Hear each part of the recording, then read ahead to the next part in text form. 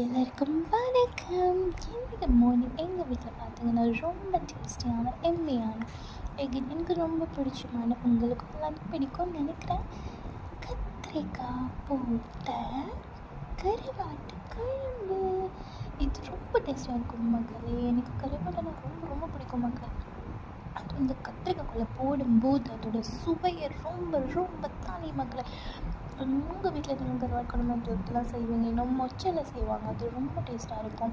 இதுக்கு தொட்டுக்க தோசை, இட்லி, இப்படி சுட சுட சாதம்லாம் பயங்கர அருமையாக இருக்கும் மக்களே. இந்த வீடியோ பார்க்குறவங்க ப்ளீஸ் நம்ம சேனல் சப்ஸ்கிரைப் பண்ணுங்க மக்களே. சப்ஸ்கிரைப் பண்ணதான் என்னோட நான் போடுவேன். இந்த கருவாடுக்கு பார்த்தீங்கன்னா அப்படியே குழம்புல அப்படியே கரைஞ்சிருச்சுன்னா அப்படியே தேடி தேடி இப்படி அரைச்சி வச்சு எடுக்கிற மக்களே. இங்கே பார்த்தீங்கன்னா இது குட்டி குட்டி நெய்த்துளி கருவாடு மக்களே. நீங்கள் என்ன சாப்பிட்டீங்க? கமெண்ட் பண்ணுங்கள். இந்த வீடியோ பற்றி லைக் பண்ணுங்கள், ஷேர் பண்ணுங்கள், சப்ஸ்கிரைப் பண்ணி ஒரு வீடியோவில் பார்க்கலாம். பாய்.